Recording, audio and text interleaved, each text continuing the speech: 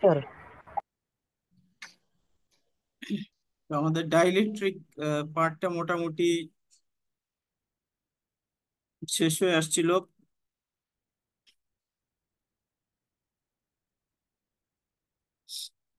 এই পর্যন্ত আমরা চলে আসছিলাম যে এই রেজাল্ট গুলো আমরা অলরেডি দেখাই ফেলছি। তারপরে আর সামান্য একটু পার্ট বাকি আছে, সেই পার্টটুকু বই থেকে দেখে নিতে হবে। সেটা হচ্ছে গিয়ে লস ট্যানজেন্ট বলে একটা টার্ম আছে, সেটা হচ্ছে ট্যান ডেল্টা সমান সমান e r double prime divided by e r prime. এটা বেসিক্যালি ই আর ডাবল প্রাইমটা হচ্ছে গিয়ে পাওয়ার ডেসিপেশনের জন্য যে টার্মটা দায়ী একটা ডাইইলেকট্রিকের ভিতর। একটা আদর্শ ক্যাপাসিটরে রিয়েল পাওয়ার কনজিউম হয় না, কিন্তু আমরা যেটা দেখলাম সেটা হচ্ছে যে গত ক্লাসে একটা ডাইইলেকট্রিক ম্যাটেরিয়াল একটা ক্যাপাসিটিভ ব্রাঞ্চের সাথে সাথে একটা রেজিস্টিভ ব্রাঞ্চও শো করে। রেজিস্টিভ ব্রাঞ্চের অ্যাক্রসে একটা পাওয়ার ডিসিপেশন হয়। সেই পাওয়ার ডিসিপেশনটা কনজিউমের জন্য যে মিডিয়ামের একটা কন্ডাক্টেন্স আছে, সেই কন্ডাক্টেন্সটা দায়ী। আর কন্ডাক্টেন্সের অপোজিট টার্ম হচ্ছে গিয়ে রেজিস্ট্যান্স। সো ইকুইভ্যালেন্ট একটা রেজিস্ট্যান্স এবং একটা ক্যাপাসিট্যান্স একটা ডাইইলেকট্রিক মিডিয়ামকে রিপ্রেজেন্ট করে। এখন এই ডাইইলেকট্রিক মিডিয়ামের মধ্যে দুইটা টার্ম আছে, একটা হচ্ছে গিয়ে ওমেগা আর একটা হচ্ছে গিয়ে টাউ। ওমেগা যেটা, এই ওমেগাটা হচ্ছে গিয়ে ইনপুট পাওয়ার যেটা আমরা দিতেছি সেই ইনপুট পাওয়ারের ফ্রিকোয়েন্সি। আর একটা হচ্ছে গিয়ে টাউ। টাও হচ্ছে কি আমাদের রিল্যাক্সেশন টাইম। এই রিল্যাক্সেশন টাইমটা যদি ফ্রিকোয়েন্সির সমতুল্য টার্ম আমরা নেই, তাহলে টাইমের ইনভার্স হচ্ছে গিয়ে ফ্রিকোয়েন্সির সমতুল্য। সো ওমেগা ইকুয়াল যখন 1/টাউ হয়, তখন stored energy in the field by the field frequency omega and the rate of the energy transfer to molecular collision, এই দুইটা একজন আরেকজনের সমান হয়ে যায়। অর্থাৎ স্টোরড এনার্জি এবং energy transfer two random collision এরা সেম রেটে হয় যখন ওমেগা সমান সমান সমান 1/টাউ হয়। এবং সেটাই আহ, এই কার্ভের মধ্যে দেখানো হয়েছে। যখন ওমেগা ফ্রিকোয়েন্সিটা 1/টাউ এর সমান হয়, তখন ই আর ডাবল প্রাইম এটা ম্যাক্সিমাম হয়। আর ই আর ডাবল প্রাইম ম্যাক্সিমাম মানে হচ্ছে গিয়ে এনার্জি ট্রান্সফার রেশিওটার রেট সবচেয়ে বেশি এই মোমেন্টে। অর্থাৎ energy transfer to heat most efficiently at this moment. এবং এই প্রসেসটাকে বলা হয় ডাইইলেকট্রিক রেজোনেন্স। আর ডাইইলেকট্রিক রেজোনেন্স কতখানি ঘটতেছে সেইটার একটা পরিমাপ হচ্ছে গিয়ে loss tangent. So so loss এখন পার ইউনিট ভলিউমে কতখানি হিট লস হইতেছে সেটার একটা ক্যালকুলেশন আছে। সেই ক্যালকুলেশনটা হচ্ছে গিয়ে ডাব্লিউ। ডাব্লিউটা হচ্ছে গিয়ে হিট লসের পরিমাণ, বা এটা এনার্জির পরিমাণ, এনার্জি লসের পরিমাণ। তো পাওয়ার লসকে ভলিউম দিয়ে ভাগ করা হয়েছে। পাওয়ার লস এটা আর ভলিউম হচ্ছে গিয়ে এটা। এই ইকুয়েশনটাকে ডিরাইভ করে এটা পাওয়া গেছে, v square divided by d square omega epsilon naught epsilon double prime. এই ভি বাই টি আবার হচ্ছে গিয়ে ই এর সমান, so omega e square epsilon naught. আর ট্যান ডেল্টা হচ্ছে এপসাইলন ডাবল প্রাইমের পরিবর্তে ই আর ট্যান ডেল্টা এটা দিতে পারি আর কি, মানে লস ট্যানজেন্ট দিয়ে এই ইকুয়েশনটাকে দেখাইতে পারি। সো এই ইকুয়েশনের ডিরাইভেশন জানা থাকা লাগবে। আর এখানে কিছু ব্যাখ্যা আছে, ব্যাখ্যাগুলা একটু দেখতে হবে। তো ম্যাথ আছে, করেসপন্ডিং ম্যাথ। সেই ম্যাথ হচ্ছে গিয়ে ক্যাপাসিটরের মধ্যে পাওয়ার ডেসিপেশনের পরিমাণ, একটা ক্যাপাসিটরের পাওয়ার ডেসিপেশন কতখানি হয় সেইটার পরিমাপটা এখানে জানা যাবে। তো সেইটা ডেল্টার একটা ফাংশন, বা এপসাইলন আর ডাবল প্রাইম এপসাইলন আর এর একটা ফাংশন। ক্যাপাসিটরের ইনপুটে একটা কারেন্ট থাকে, আর মানে কারেন্টের দুইটা কম্পোনেন্ট হয়ে যায়, একটা ক্যাপাসিটেন্সের ভিতর দিয়ে যায় আর একটা হচ্ছে গিয়ে রেজিস্টিভ পার্টটার ভিতর দিয়ে যায়। এই দুইটার রেশিওটা হচ্ছে গিয়ে মাইনাস জে ট্যান ডেল্টা। এবং আই ক্যাপাসিটর আর আই টোটাল, অর্থাৎ ক্যাপাসিটর কারেন্ট আর লস কারেন্ট, এই দুইটা যোগ করলে টোটাল কারেন্ট পাওয়া যায়। সেই টোটাল কারেন্টের রেশিওটা হচ্ছে গিয়ে এটা। এই জন্য ডেল্টাকে লস অ্যাঙ্গেলও বলা হয়। এইখান থেকে যে রেশিওটা পাওয়া যায় সেখান থেকে বোঝা যায় যে কতখানি ক্যাপাসিটরের কারেন্ট লস হইতেছে। আর ডাইইলেকট্রিক ম্যাটেরিয়ালের একটা লসের একটা মেজারমেন্ট আছে, বিশেষ করে এটা ওমেগার অর্থাৎ ফ্রিকোয়েন্সির একটা স্ট্রং ফাংশন। আর ফ্রিকোয়েন্সির স্ট্রং ফাংশন হওয়ার কারণে এখন এই যে লসের হিসাবটা যদি দেখো, তাহলে এখানে দেখবা যে এটা ভোল্টেজ ডিপেন্ডেন্ট, ওমেগা ডিপেন্ডেন্ট আর ট্যান ডেল্টা ডিপেন্ডেন্ট, এবং ওমেগা এবং ট্যান ডেল্টার গুণফলটা হচ্ছে গিয়ে লসের টোটাল একটা ইম্প্যাক্ট আমাদেরকে দেয়। আহ, এই চার্টটা হচ্ছে কি একটা ইন্ডিকেটর যে how dielectrics behave in different omega and different tan delta. তো ডাইইলেকট্রিক গুলার এপসাইলন আর এর পরিমাণ দেখানো হয়েছে, আর এখানে 60 হার্টজে ওমেগা ট্যান ডেল্টার পরিমাণটা দেখানো হয়েছে। তো যদি 60 হার্টজের জন্য আমরা এই ডাইইলেকট্রিক ম্যাটেরিয়ালটা ইউজ করি, যেমন polycarbonate, silicone rubber, epoxy with mineral filler, এগুলা হয়তো তারের ইনসুলেশন হিসেবে এগুলা ব্যবহার করা যেতে পারে। এখন কোথাও যদি ইনসুলেশন হিসেবে এই তিনটা ম্যাটেরিয়াল ইউজ করে, 60 হার্টজে সবচেয়ে বেশি লস অর্থাৎ ওমেগা ট্যান ডেল্টা এটা পাওয়া যাইতেছে হচ্ছে এইখানে 17.7, যার এপক্সির জন্য। আর 1 মেগা হার্টজে যখন এই হিসাবটা আসলো, তখনও দেখা যাইতেছে যে এটার পরিমাণ 18 × 10⁻³ কিন্তু পলিকার্বনেট আর সিলিকন রাবারের ক্ষেত্রে দেখা যাইতেছে যে সিলিকন রাবারের যে 60 হার্টজে যে বিহেভিয়ার, সিলিকন রাবার 60 হার্টজের জন্য বেশি লসি মিডিয়াম, কিন্তু 1 মেগা হার্টজ যখন সাপ্লাই ফ্রিকোয়েন্সি হয়ে গেল, তখন আমার সিলিকন রাবার 2.5 × 10⁻⁴, আর পলিকার্বনেট হচ্ছে কি 6.2 × 10⁻⁴।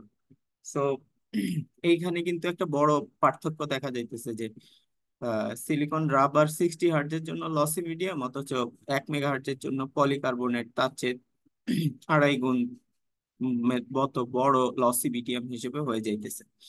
তো এই জন্য পাওয়ার ডিসিপেশন কোথায় কিরকম হবে, অর্থাৎ ইয়ের ক্ষেত্রে, ইনসুলেটর গুলোর ক্ষেত্রে, সেটা কিন্তু ফ্রিকোয়েন্সির সাথেও ভ্যারি করবে। এইটা মাথায় রেখে সিলেক্ট করতে হবে, মিডিয়াম সিলেক্ট করতে হবে, ডাইইলেকট্রিক মিডিয়াম বা ইনসুলেশন মিডিয়াম সিলেক্ট করতে হবে। আরেকটা কমন জিনিস ইয়েতে ইউজ হয়, ওয়্যারের বাইরে ইউজ হয়, এগুলোকে এক্সএলপিই ওয়্যার বলে।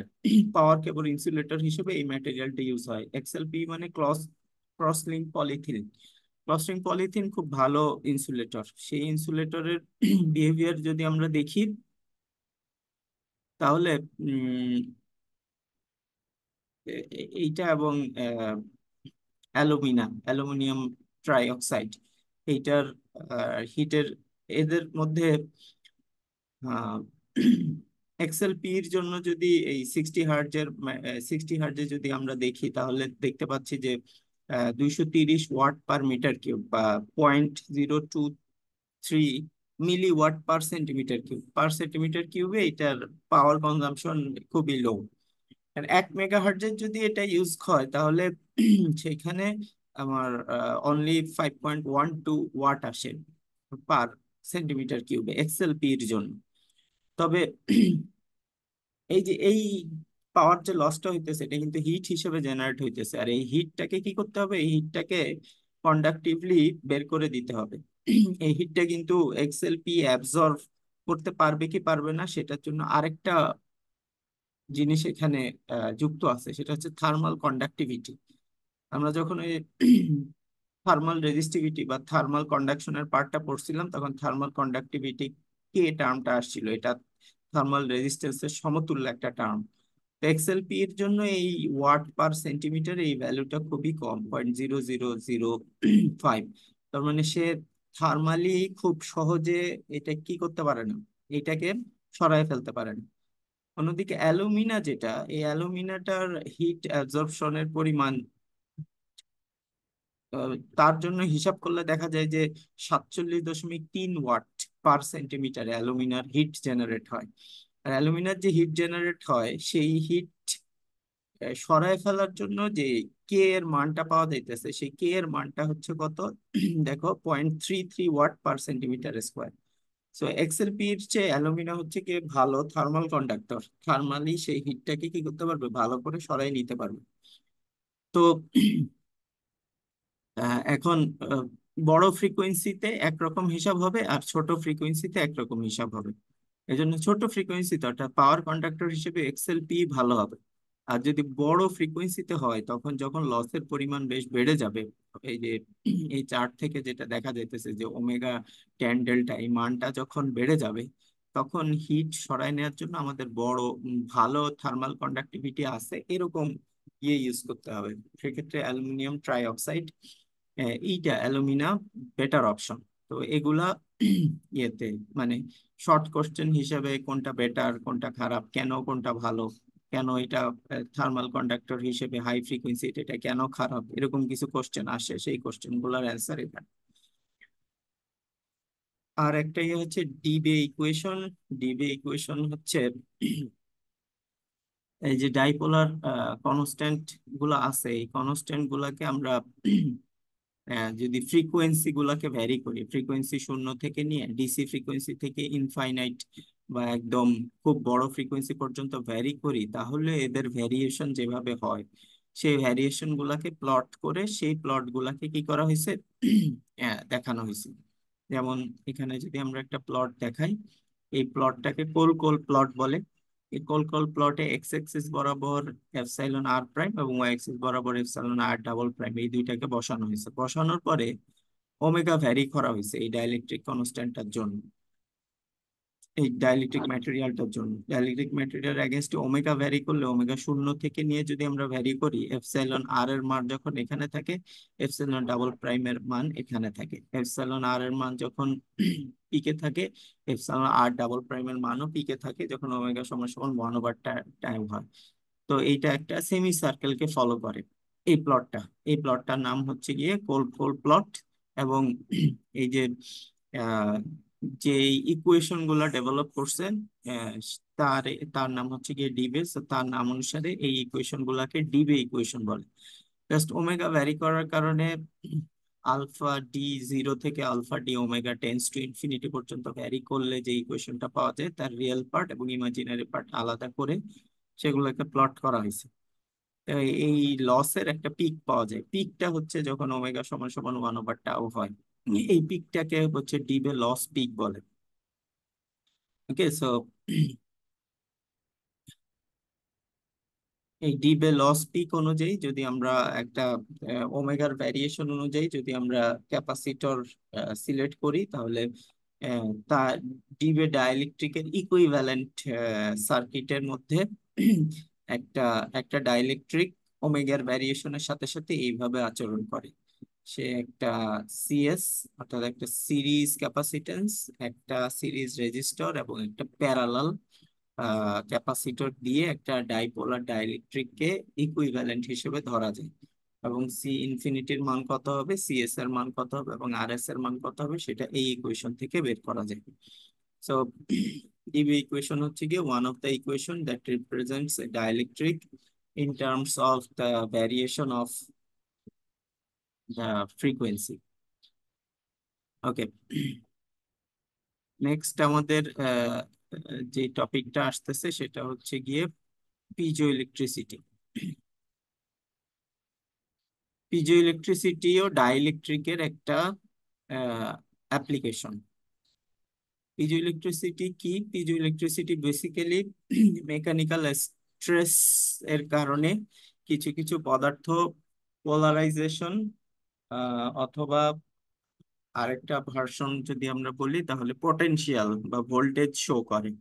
এই ঘটনাটাকে বলে পিজো ইলেকট্রিক এফেক্ট। এবং যারা এই ঘটনাটা যাদের জন্য এই কথাটা প্রযোজ্য তারা হচ্ছে গিয়ে পিজো ইলেকট্রিক ম্যাটেরিয়াল।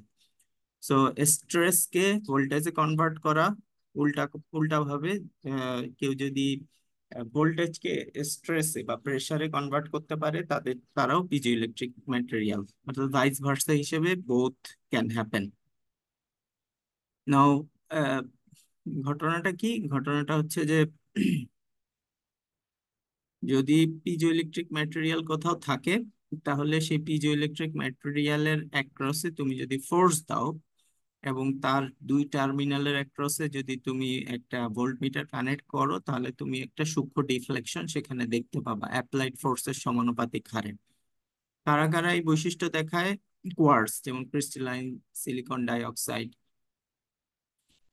তারপরে বেরিয়াম টাইটেনিয়াম অক্সাইড, এরা হচ্ছে কি পিজো ইলেকট্রিক ম্যাটেরিয়াল। উল্টা কথাও প্রযোজ্য, পিজো ইলেকট্রিক ম্যাটেরিয়ালের অ্যাক্রসে যদি ভোল্টেজ অ্যাপ্লাই করা হয় তাহলে যদি সে আহ, একটা সার্টেন ডিরেকশনের ডিফরমেশন বা স্ট্রেস অনুভব করে, ভোল্টেজ যদি বিপরীত দিকে অ্যাপ্লাই করা হয় তাহলে সে বিপরীত দিকে আরেকটা ভোল্টেজ ইয়ে করে, বিপরীত দিকে স্ট্রেস অনুভব করে।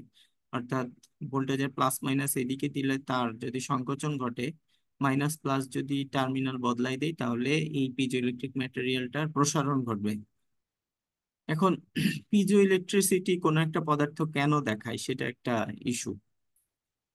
যেমন সোডিয়াম ক্লোরাইড, এর ভিতরে তো সোডিয়াম এবং ক্লোরিনের একটা অ্যারেঞ্জমেন্ট থাকে এবং তাদের ক্রিস্টাল স্ট্রাকচার থাকে। সোডিয়াম ক্লোরাইড পিজো ইলেকট্রিসিটি দেখায় না, লবণ পিজো ইলেকট্রিসিটি দেখায় না, অথচ কোয়ার্টজ সে পিজো ইলেকট্রিসিটি দেখাচ্ছে, সিলিকন ক্রিস্টালাইজ সিলিকন ডাইঅক্সাইড সে পিজো ইলেকট্রিসিটি দেখাইতেছে। তো হিসাবে তো যার ভিতরে আয়ন বেশি থাকবে সে পিজো ইলেকট্রিসিটি বেশি দেখানোর কথা, বা সাম এট সাম পয়েন্ট সে পিজো ইলেকট্রিক হয়ে যাওয়ার কথা। কিন্তু এটার মূল কারণ হচ্ছে যে সেন্টার অফ সিমেট্রি, যার সেন্টার অফ সিমেট্রি আছে সে পিজো ইলেকট্রিসিটি দেখাইতে পারে না। যেমন সোডিয়াম ক্লোরাইডের ক্যাটায়ন এবং অ্যানায়নের অ্যারেঞ্জমেন্টটা হচ্ছে গিয়ে এরকম। এই অ্যারেঞ্জমেন্টের কারণে পজিটিভ চার্জ গুলার একটা সেন্টার অফ সিমেট্রি আছে, একইভাবে নেগেটিভ চার্জ গুলা তার চারপাশে যে দখল করে আছে তাদেরও সেন্টার গুলা এই পয়েন্টের সাথে কানেক্টেড। এখন যদি কোন একটা পিজ ইলেকট্রিক ম্যাটেরিয়ালকে এই ম্যাটেরিয়ালটাকে প্রেস করা হয় তাহলে উপরে নিচে দুই পাশ থেকে সে চাপ অনুভব করবে। চাপ অনুভব করার কারণে যেটা হবে যে পজিটিভ চার্জ গুলার শিফট যেদিকে হবে, নেগেটিভ চার্জ গুলারও শিফট সেম দিকে হবে। কিন্তু সেন্টার অফ সিমেট্রি যেটা, এই সেন্টার অফ সিমেট্রিটা চেঞ্জ হয়ে যায় না। সেন্টার অফ সিমেট্রি প্রেসড হওয়ার পরেও সেন্টার অফ সিমেট্রি থেকে যায় তাদের, সেন্টার অফ সিমেট্রির পজিশনটা সরে যায় না। সরে না যাওয়ার কারণে আনপ্রেসড অবস্থায় যেমন তার পোলারাইজেশন জিরো ছিল, প্রেস করার পরও সব দিকের ভেক্টর গুলার ওভারঅল স্ট্রেস কাউন্ট করলে ওভারঅল সামেশনটা শূন্য পাওয়া যায়। তো এই কারণে আন্ডার স্ট্রেসেও সোডিয়াম ক্লোরাইড কি করতে পারতেছে না, পিজো ইলেকট্রিসিটি শো করতে পারতেছে না। অন্যদিকে আহ যেসব ম্যাটেরিয়ালের ভিতরে এইরকম ক্রিস্টালের ভিতরে পজিটিভ এবং নেগেটিভ চার্জ গুলার আহ, অবস্থান এরকম যে তাদের সেন্টার অফ সিমেট্রি নাই, যেমন এরকম হেক্সাগোনাল একটা স্ট্রাকচার, সেই হেক্সাগোনাল স্ট্রাকচারের মাঝখানে ইয়েটা নাই, আশপাশের গুলার সাপেক্ষে মাঝখানে কোনো আহ, আহ, এমন একটা চার্জের উপস্থিতি নাই যেটা সব দিক থেকে সেন্টার অফ সিমেট্রিকে মেনটেন করতেছে। ফলে আনপ্রেসড অবস্থায় যখন কোনো প্রেস অ্যাপ্লাই করলাম না তখন হয়তো এইটার ডিরেকশন এদিকে, এটার ডিরেকশন এদিকে, এটার ডিরেকশন এদিকে, ছয়টা ছয় দিকে ছয় মুখী হয়ে আছে। ফলে তার যে ভর কেন্দ্র, সেই ভর কেন্দ্র বরাবর যে জায়গাটা আসতেছে, আহ, সেই centre of mass of negative charge এবং centre of mass of positive charge এই দুইজন কোইনসাইড করে ফেলছে আনপ্রেসড অবস্থায়। এই কারণে তাদের মধ্যে কোনো পোলারাইজেশন ডেভেলপ করে নাই। কিন্তু যখন এদেরকে প্রেস করা হবে তখন centre of mass for positive charge এটা এক জায়গায় সরে যাবে, আর centre of mass of negative charge এটা আরেক জায়গায় শিফট হয়ে গেছে। প্রেস করার কারণে একটার পজিশন একটু উপরে উঠে গেছে আর একটার পজিশন একটু নিচে নেমে গেছে। ফলে এই পজিশনের উপরে নিচের সামঞ্জস্য অসামঞ্জস্যতার কারণে এখানে একটা পোলারাইজেশন ভেক্টর ক্রিয়েট হবে। এই পোলারাইজেশন ভেক্টরটা ক্রিয়েট হওয়ার কারণে প্রেসড অবস্থায় এই ম্যাটেরিয়ালটা বা স্ট্রেসড অবস্থায় এই ম্যাটেরিয়ালটা পোলারাইজেবিলিটি শো করবে। আর পোলারাইজেবিলিটি শো করলে সে একটা ভোল্টেজ এর ইকুইভ্যালেন্ট বা একটা ইলেকট্রিক ফিল্ড শো করবে। ইলেকট্রিক ফিল্ড শো করা মানে করসপন্ডিং ভোল্টেজটাকে আমরা আউটপুটে পাবো। তো এই ডিরেকশনে প্রেস করার কারণে সেন্টার অফ মাস এইভাবে শিফট হয়েছে, এই কারণে ওয়াই ডিরেকশনে সে একটা কি করবে, ইয়ে দেখাবে, পোলারাইজেবিলিটি দেখাবে। কিন্তু এটার জন্য কিন্তু এক্স ডিরেকশনে তার পোলারাইজেবিলিটির চেঞ্জ হয় নাই। একই কথা যদি তাদেরকে পার্শিয়ালি অর্থাৎ এক্স ডিরেকশনে প্রেস করা হয়, তাহলে পোলারাইজেবিলিটি আহ উপর থেকে নিচে ডেভেলপ করবে, কিন্তু পাশাপাশি পোলারাইজেবিলিটি ডেভেলপ করবে না। তো পোলারাইজেবিলিটির ডিরেকশন থাকবে, এইটা হচ্ছে গিয়ে মূল কথা। তাহলে একটা ইয়েকে, ক্রিস্টালকে কোন দিক থেকে প্রেস করা হচ্ছে, কোন ডিরেকশনে প্রেসিং ফোর্সটা কাজ করতেছে, সেই অনুযায়ী তার পোলারাইজেবিলিটি ডেভেলপ করে, এবং সেটার জন্য এটা ভেক্টর আকারে প্রকাশ করা হয়, p i equal d i j t j. টিটা হচ্ছে গিয়ে তোমার অ্যাপ্লাইড স্ট্রেস, ডিআই যে একটা ভেক্টর, এই একটা ম্যাট্রিক্স, এই ম্যাট্রিক্স অনুযায়ী যদি এক্স ওয়াই কম্পোনেন্ট থাকে, তাহলে এগুলারও এইটারও চারটা করে কম্পোনেন্ট থাকবে। যদি X Y Z T J তিনটা কম্পোনেন্ট থাকে, তাহলে এটা একটা 9x9 ম্যাট্রিক্স হবে। সেই 9x9 ম্যাট্রিক্সের জন্য রেজাল্টেন্ট পিটা আবার একটা 3x1 ম্যাট্রিক্স হবে, এরকম আর কি। সিমিলার কথা কনভার্স পিজো ইলেকট্রিক এফেক্টের ক্ষেত্রে প্রযোজ্য, অর্থাৎ তুমি যদি ইলেকট্রিক ফিল্ড অ্যাপ্লাই করো, তার জন্য এই ম্যাট্রিক্সটা কার্যকর হবে, এবং সেটার জন্য যে স্ট্রেসটা ডেভেলপ হবে, সেই স্ট্রেস বা স্ট্রেইনের পরিমাণটা এস জে দিয়ে ডিফাইন করা যাবে। সো পিজো ইলেকট্রিক ম্যাটেরিয়ালের খুব ভালো কিছু ব্যবহার আছে, বিশেষ করে বেশিরভাগ প্রেসার সেন্সর বা ট্রান্সডিউসার যেগুলো আছে, সেগুলা বা সাউন্ড সাউন্ড এফেক্ট দিয়ে যেসব ম্যাটেরিয়ালে কাজ, যেসব যন্ত্রপাতিতে কাজ করা হয়, সেখানে পিজো ইলেকট্রিক ট্রান্সডিউসার ইউজ করে। অ্যাপ্লিকেশনটা এরকম যে একটা, এটা বোথ ডিরেকশনে কাজ করতে পারে। ধরো তুমি কোথাও অসিলেশন দিলা, অসিলেশন মানে ভাইব্রেশন, ভাইব্রেশন দিলে কি হবে, পিজো ইলেকট্রিক ম্যাটেরিয়ালটা কখনো সাপ্রেসড হবে, কখনো আবার এটা এক্সপ্যান্ড হবে। এক্সপ্যান্ড হইলে সেই এক্সপ্যানশনের ওয়েভটাকে, মেকানিক্যাল ভাইব্রেশনটাকে এক মাথা থেকে আরেক মাথায় যদি শিফট করা হয়, পরবর্তীতে অন্য পাশের পিজো ইলেকট্রিক ম্যাটেরিয়ালে সেটা এইটা ফোর্সকে ভোল্টেজে কনভার্ট করবে, এবং সেই ভোল্টেজটাকে যদি আমরা প্লট করি, তাহলে সেটা আমরা অসিলোস্কোপে দেখতে পাবো। সো ইলাস্টিক ওয়েভ গুলাকে এইভাবে ভাইব্রেশনকে এইভাবে ইলেকট্রিক্যাল সিগন্যালে কনভার্ট করা সম্ভব একটা পর্দার থ্রুতে বা মেকানিক্যাল ভাইব্রেশনের থ্রুতে। উল্টাটাও প্রযোজ্য, যদি ভোল্টেজ অ্যাপ্লাই করি এবং সেখান থেকে যদি সাউন্ড প্রডিউস করতে চাই বা ভাইব্রেশন প্রডিউস করতে চাই, তাহলে কিন্তু ইয়ে হবে, এটা অ্যাপ্লাই হবে। ওকে। সো একদিকে মাইক্রোফোন আর একদিকে স্পিকার, একটা কথা বলতেছি, আরেকদিকে কি হইতেছে, সেই কথাটাকে সে ইলেকট্রিক সিগন্যালে রূপান্তর করে সে অ্যাম্প্লিফাই করে দিচ্ছে। তো এগুলো হচ্ছে কি পিজো ইলেকট্রিক ট্রান্সডিউসারের অ্যাপ্লিকেশন। কতখানি এনার্জিতে কনভার্ট করবে, এটা কে এর মানের উপর ডিপেন্ড করে। কে একটা হচ্ছে কি ইলেকট্রোমেকানিক্যাল কাপলিং ফ্যাক্টর, এগুলা বিভিন্ন পিজো ইলেকট্রিক ম্যাটেরিয়ালের জন্য ভিন্ন ভিন্ন হয়, আর কে স্কোয়ারের সংজ্ঞাটা এখানে দেয়া হয়েছে। পিজো ইলেকট্রিক ম্যাটেরিয়াল আরেকটা ভালো অ্যাপ্লিকেশন হচ্ছে স্পার্ক জেনারেটর। স্পার্ক জেনারেটরে বেসিক্যালি প্রেস বা প্রেসারকে কাজে লাগে কি করা হয়, হাই ভোল্টেজ জেনারেট করা হয়, হাই ভোল্টেজ জেনারেট করে স্পার্ক দেওয়া হয়। তো এই কার গাড়ির ইগনিশনের জন্য চাবি ঘুরাইলে যে প্রেসিং মেকানিজমটা কাজ হয়, এইটা এটা বেসিক্যালি যে আমাদের যে ফুয়েল ইঞ্জিন গুলো আছে, বা যে পেট্রোল ইঞ্জিন, ডিজেল ইঞ্জিন, এগুলো যে কাজ করে, এগুলাতে তো ইঞ্জিনের সাইকেল শুরু হওয়ার আগে একটা ইগনিশন হওয়া লাগে, সেই ইগনিশনটা হয় বেসিক্যালি এই স্পার্ক জেনারেটরের ভিতর দিয়ে। সো স্পার্ক জেনারেটর বা লাইটারের মধ্যেও সিমিলার ম্যাটেরিয়াল থাকতে পারে। তো এদের মেইন কাজ হচ্ছে যে প্রেসকে হাই ভোল্টেজে কনভার্ট করা, এবং কোথাও হাই ভোল্টেজ হয়ে গেলে তো সেখানে গ্যাপের মধ্যে দিয়ে ইলেকট্রন জাম্প করে, আর ইলেকট্রন জাম্প করা মানে স্পার্ক, আর সেই স্পার্কটাকে কাজে লাগিয়ে কি করা যাবে, আহ মানে ইগনিশন শুরু করে দেয়া যাবে। তো বেসিক্যালি এখানে যেটা দেখতেছো যে এখানে একটা পিজো ইলেকট্রিক ম্যাটেরিয়াল আছে, সেখানে আমরা কি করতেছি, ফোর্স অ্যাপ্লাই করতেছি। ফোর্স অ্যাপ্লাই করলে এর দুই প্রান্তের ভিতরে যদি হাই ভোল্টেজ ক্রিয়েট করা যায়, মাল্টিপল পিজো ইলেকট্রিক ম্যাটেরিয়ালকে যদি স্ট্যাক স্ট্যাক করে সাজানো হয়, তাহলে উদ্ভূত ভোল্টেজের পরিমাণ আরো বাড়বে, এবং সেই ভোল্টেজটার মধ্যে যদি একটা গ্যাপ থাকে, দুই টার্মিনালের মধ্যে যদি একটা গ্যাপ থাকে, হাই ভোল্টেজ ক্রিয়েট হইলে এই গ্যাপের থ্রুতে একটা স্পার্ক পাওয়া যাবে। সেই স্পার্কটাকে কাজে লাগে আমরা কাজ করতে পারবো। তো এই পোলারাইজেশনের পরিমাণ হচ্ছে এই পি সমান সমান হচ্ছে গিয়ে ডি ইন্টু টি। ডি হচ্ছে গিয়ে আমার স্ট্রেস কনস্ট্যান্ট, আর টিটা হচ্ছে গিয়ে স্ট্রেসের পরিমাণ। স্ট্রেস সমান সমান এফ ডিভাইডেড বাই এ। তো উদ্ভূত ভোল্টেজের পরিমাণকে কিউ বাই সি দিয়ে প্রকাশ করা যায়। সি এর epsilon A by R D, এই ইকুয়েশন দেওয়া হইলো। আর কিউ এর জায়গায় আমরা লিখলাম পি ইন্টু এ। তারপরে এটাকে আরো কয়েক ধাপ যাওয়ার পরে আমরা এফ এর পরিমাণটা পেয়ে গেলাম।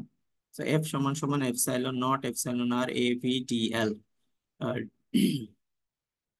ডিটা হচ্ছে গিয়ে কনস্ট্যান্ট, ওকে, এই পিজো ইলেকট্রিক কোএফিসিয়েন্ট। এই কোএফিসিয়েন্ট কনস্ট্যান্টটা হচ্ছে এখানে ডি। আর এলটা হচ্ছে গিয়ে piezo electric material stack by stack সাজাইলে এটার লেন্থটা কত সেটা। এটা হচ্ছে গিয়ে এরিয়াটা, ক্রস সেকশনাল এরিয়া বের করবা ডায়ামিটার থেকে। আর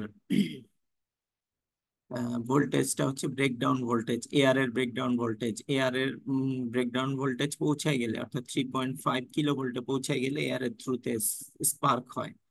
এই জন্য এটাকে ভোল্টেজের জায়গায় 3.5 কিলো ভোল্ট ইউজ করতে হবে। এপসাইলন নট এপসাইলন আর এগুলার মান জানো, এগুলা যদি বসাও, এগুলা বসাইলে ফোর্সের পরিমাণ পাবা। So 87.6 Newton.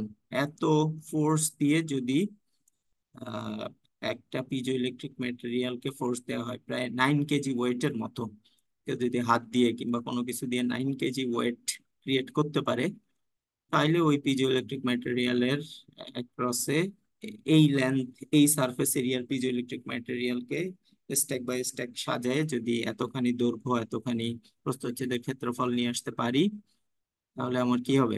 স্পার্ক জেনারেট হবে। So force needed to generate spark, এটা হচ্ছে গিয়ে এটা দিয়ে। আর কিছু পিজোইলেকট্রিক ম্যাটেরিয়াল আরেকটা ভালো অ্যাপ্লিকেশন হচ্ছে কি অসিলেটর বানাইতে এটা ইউজ করা হয়। Basically quartz oscillator. অসিলেটর মানে বুঝতেছো যে আহ, সে কি করবে, সে একটা মেকানিক্যাল ভাইব্রেশনকে সে ইলেকট্রিক্যাল ফ্রিকোয়েন্সিতে কনভার্ট করবে। তো কোয়ার্টজ যারা, কেউ কি কিছু বলতে চাও?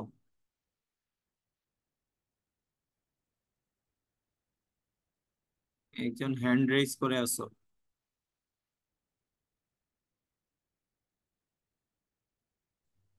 সরি স্যার, ভুল করে হচ্ছে ক্লিক হয়ে গেছে। তো কোয়ার্টসে যেটা করতে হবে সেটা হচ্ছে যে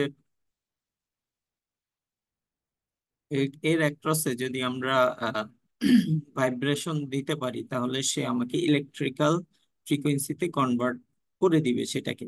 এখন আহ, এই অসিলেটর গুলা দিয়ে বেসিক্যালি কি করা যাবে, এই অসিলেটর গুলা দিয়ে খুব ভালো ফ্রিকোয়েন্সির ইয়ে বানানো যাবে, সিগন্যাল জেনারেটর বানানো যাবে।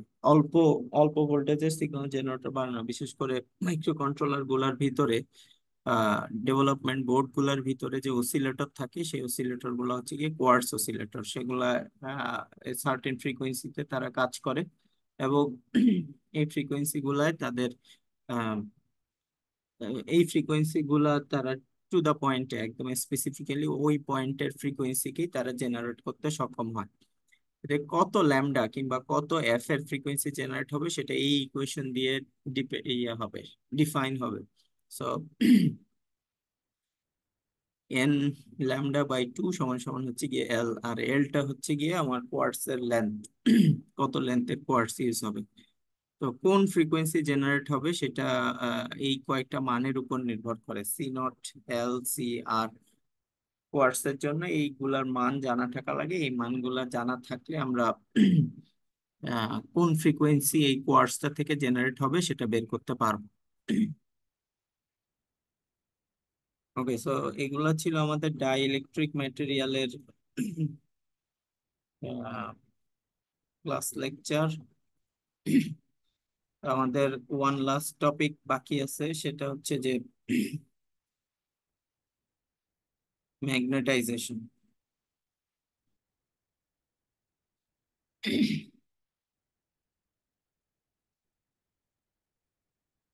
কোনো বস্তুর ভিতরে ম্যাগনেটাইজেশনের উদ্ভব ঘটে ম্যাগনেটিক ডাইপোল মোমেন্টের কারণে।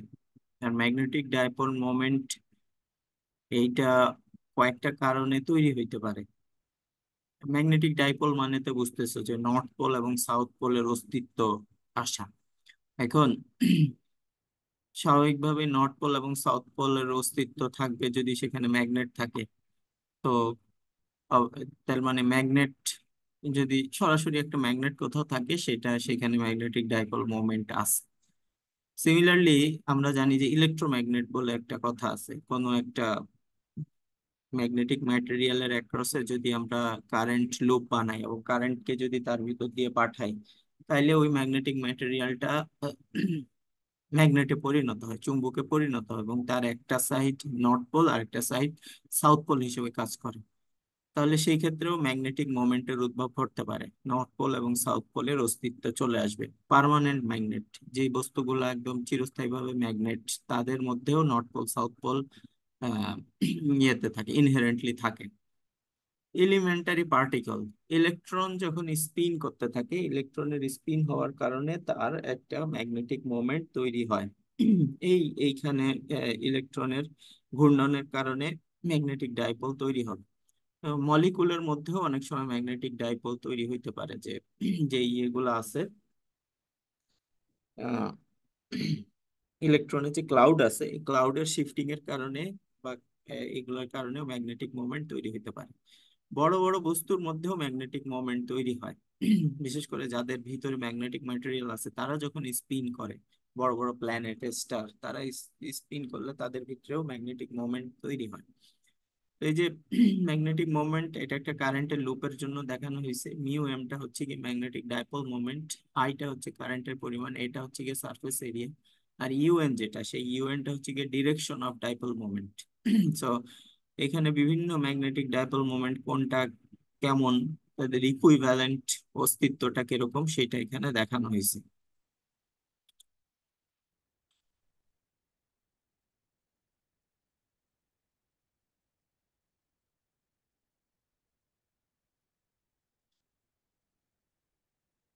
এখন আমরা যে বস্তুর বিভিন্ন আহ, বিভিন্ন নাম্বার বলে থাকি আর কি, কোয়ান্টাম সংখ্যা বলে থাকি, principal quantum number, auxiliary quantum number, তার মধ্যে আরেকটা হচ্ছে কি স্পিন কোয়ান্টাম নাম্বার, আরেকটা হচ্ছে কি ম্যাগনেটিক কোয়ান্টাম নাম্বার।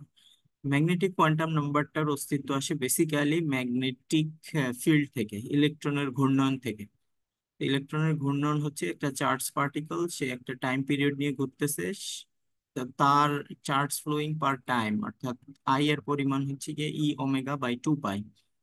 সেই ক্ষেত্রে মোমেন্টের সংজ্ঞা হচ্ছে গিয়ে আই মিউ অরবিটাল, অর্থাৎ ম্যাগনেটিক মোমেন্ট যেটা, সেই মোমেন্টটা হচ্ছে গিয়ে I × πr²। E ওমেগা 2 পাই, এটা এখানে বসাইলে এটার মানটা এরকম পাবো। এখন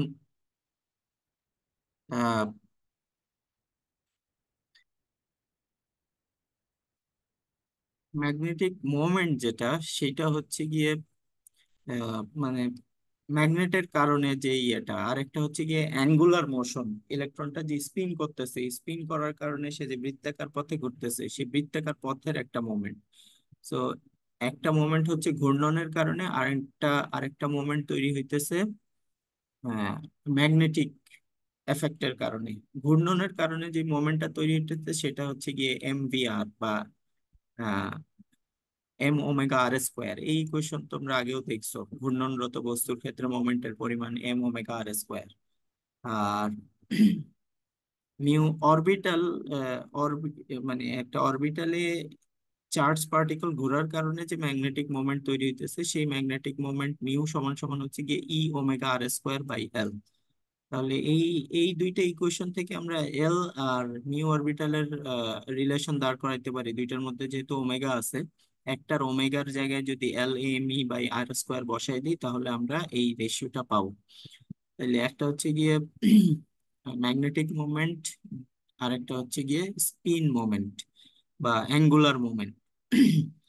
তো এই স্পিন মোমেন্ট আর অ্যাঙ্গুলার মোমেন্টের মধ্যে রিলেশন হচ্ছে গিয়ে E/2me। এই E/2me কে গাইরোম্যাগনেটিক রেশিও বলে। গাইরোম্যাগনেটিক রেশিও দিয়ে স্পিন মোমেন্ট আর ম্যাগনেটিক মোমেন্ট এর একজন আরেকজনের সাথে রিলেট করা যায়। আর নেগেটিভটা বোঝায় যে নেগেটিভ চার্জ অফ ইলেকট্রন, অর্থাৎ এল এর ডিরেকশন আর মিউ এর ডিরেকশন এটা একটা আরেকটার অপোজিট হবে, যেমন এইখানে ছবিতে দেখানো হয়েছে। সো অ্যাটমেরও এরকম ম্যাগনেটিক মোমেন্ট থাকে, এটা তো একটা পার্টিকুলার স্পিন অফ ইলেকট্রন একটা অ্যাটমের জন্য। তো এইখানে মিউ স্পিন সমান সমান হবে গিয়ে E M E divided by S. এই এস মানে হচ্ছে গিয়ে ইন্ট্রিনসিক অ্যাঙ্গুলার মোমেন্ট বা ইলেকট্রনের স্পিন। ইলেকট্রনের স্পিন অনুযায়ী আমাদের স্যার, আজান দিয়ে দিয়েছে। আমি শেষ করে দিচ্ছি।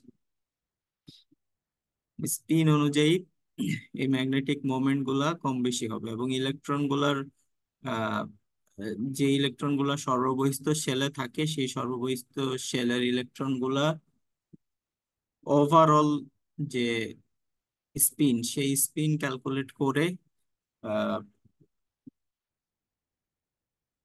সবগুলোর স্পিন যদি একসাথে ক্যালকুলেট করা হয় তাহলে টোটাল যে সামেশনটা পাওয়া যায় সেটা হচ্ছে গিয়ে পুরা অ্যাটমের ওভারঅল ম্যাগনেটিক মোমেন্ট। ওকে, সো বস্তুর কোনো একটা পার্টিকুলার অ্যাটমের মোমেন্ট বোঝানোর জন্য এতটুকু পর্যন্তই যথেষ্ট। আর এরপর আমরা ম্যাগনেটিক ম্যাটেরিয়ালে যাব, ম্যাগনেটিক ম্যাটেরিয়ালের কিছু ইয়ে দেখবো আর কি, অ্যাপ্লিকেশন দেখবো। আজকের ক্লাস এতটুকুই।